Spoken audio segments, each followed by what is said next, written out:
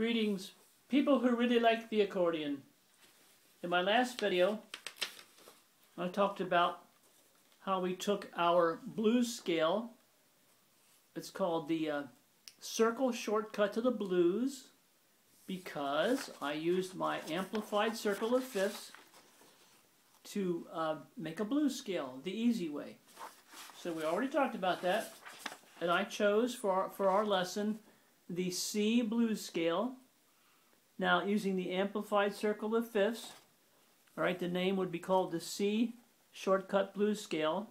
That's this. But there's traditional names. It might be called the C minor blues scale or the C minor pentatonic with an added diminished 5. All right? So that's the scale we used. And I showed you some very easy basic chords. And we mixed that blues scale with these. All right?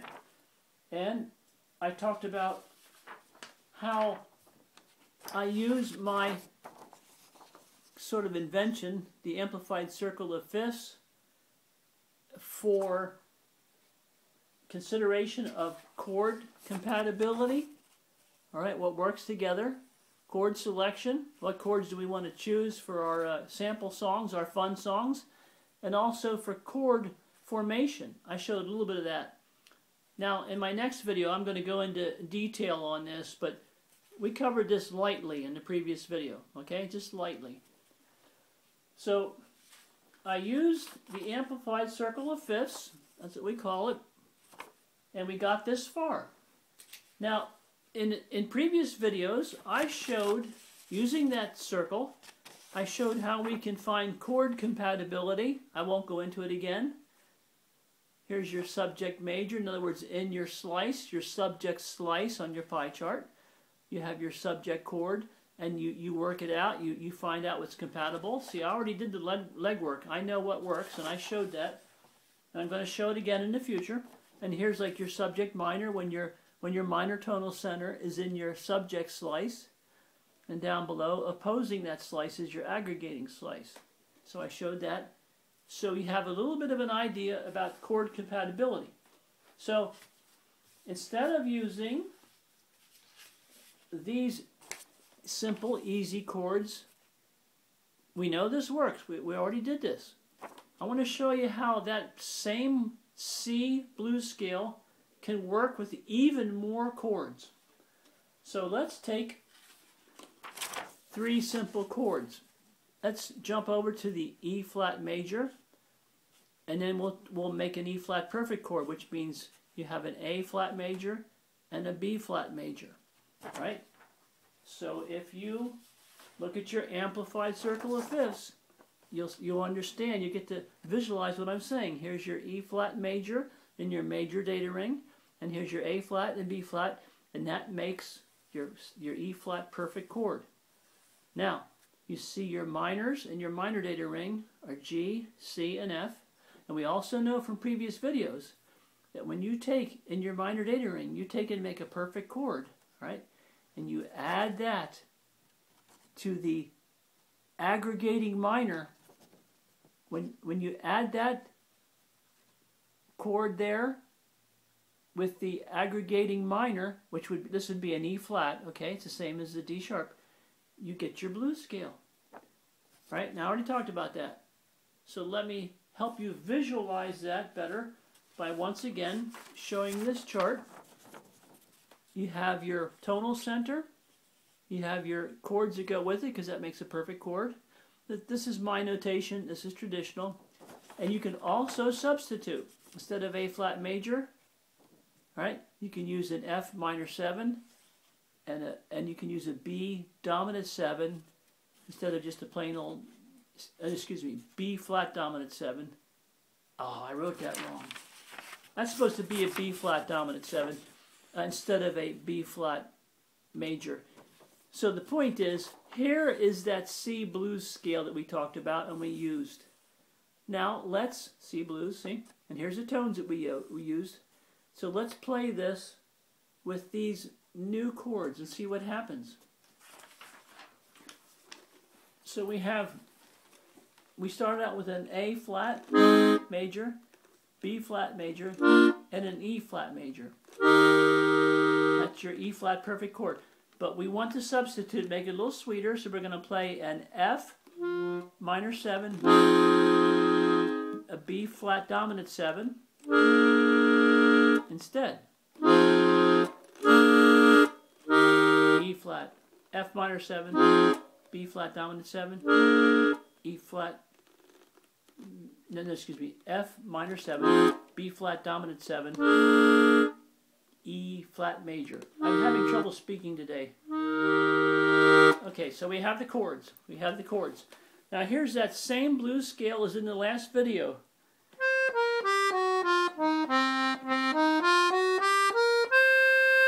Now let's add chords we haven't used before. These are new.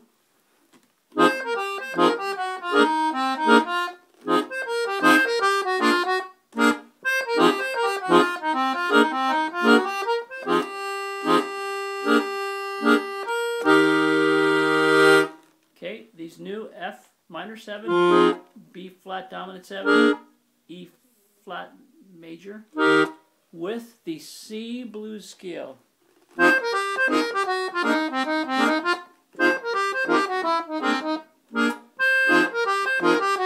Etc., etc.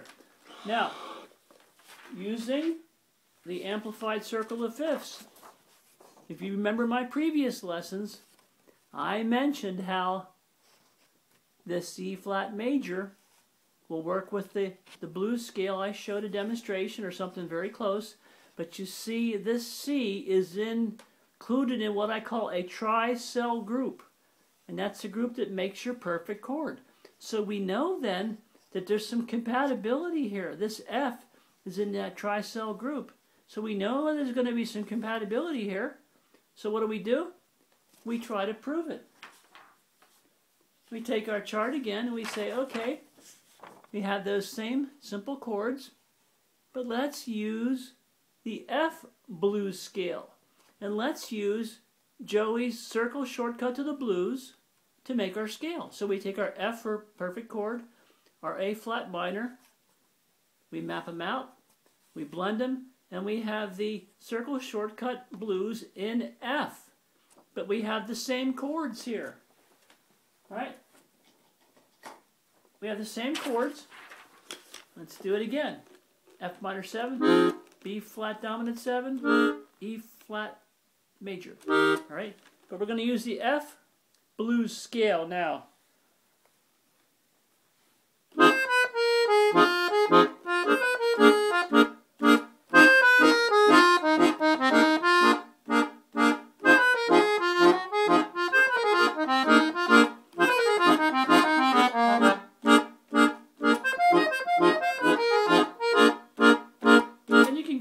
But that's the F blues scale with those same chords.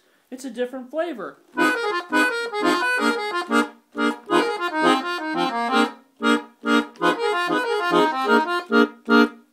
You see that?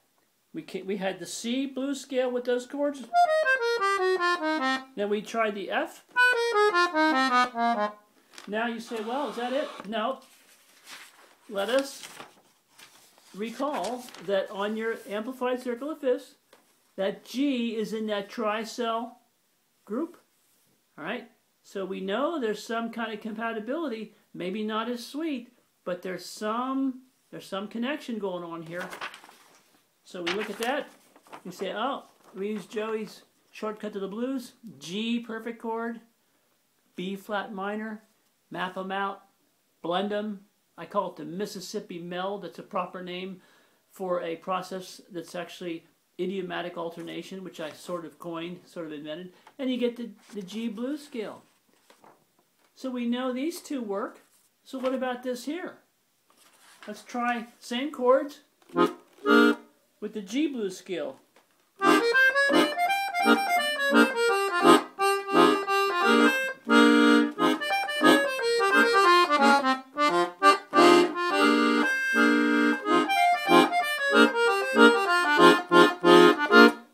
Now see, that's a little gnarly, a little dissonant, and not as sweet. But that tells us something. When you hear that, that tells us something about our amplified circle of fifths.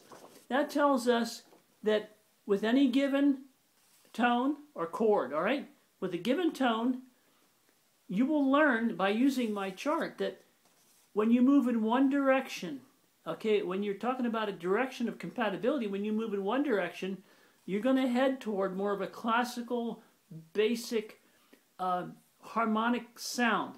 Like I say, classical in the sense of classical or Baroque music. Very simple, straightforward music. But when you move in the other direction, what you do is, and this is the beauty of music, is you're moving in a direction, more of a jazz or a fusion direction in sound quality. You're going to move away from that classical, basic, bread and butter sound. You're going to move up toward the new, modern, dissonant, yet beautiful type of sound.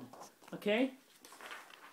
Let me just try to explain this. It's very difficult to explain. But we have those three chords. Okay, then with the F blues scale.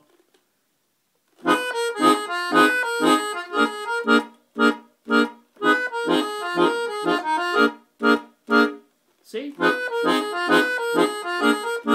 It's nice and sweet, jazzy but sweet, not too gnarly. Then you have the C blues scale with the same chords.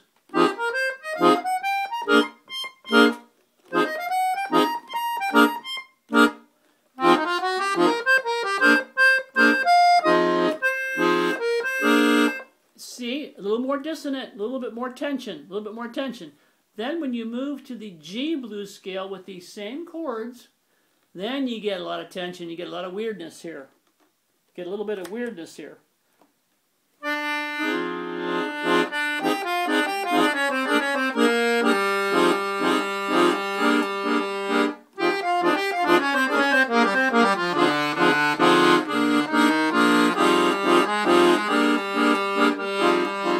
See, it's just different.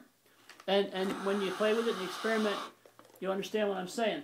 Okay, let me set this handy chordine down just for a moment. Try not to take 3 years. Now, these chords we just used. Here's our tonal center. Here's the E flat major. I hope I'm speaking correctly. And to get your B flat dominant 7, you take your B flat major chord from your major data ring. Add this tone here from your counter major ring, and you get your B flat dominant 7. Here you have your B flat and your D diminished tones, and that's another way to get your B flat dominant 7. And to get your F minor 7, you'd have your F from your minor data ring, your F minor chords. Add the tone E flat from your major data ring, and you get your F minor 7. Now, the beautiful thing here is I have this chart designed such that there are quadrants, okay? Quadrants, based on psychology and Carl Jung and all that stuff I talked about, right? So here's your quadrant, our basic quadrant that we're dealing with, and for our sample song today, we got everything we need from this quadrant, and if we didn't get everything we need, we at least, you can see, got extra tones that we needed and chord tones from cells, okay, chart cells that are touching that quadrant. So you see, we have kind of a system going. We have kind of a basis and a foundation. I wanted to tell you that because that was important to me in designing this. So basically, we get what we need from this quadrant, and the little extras we need are at least contiguous. They're at least touching, you see? And that was the lesson today. I know it sounds a little weird. It's really difficult and it's weird, but if you think it through, you might like it.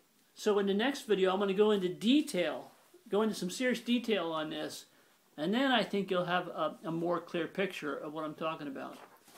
So thanks for being really, really patient, and I hope this made some sense. Good night.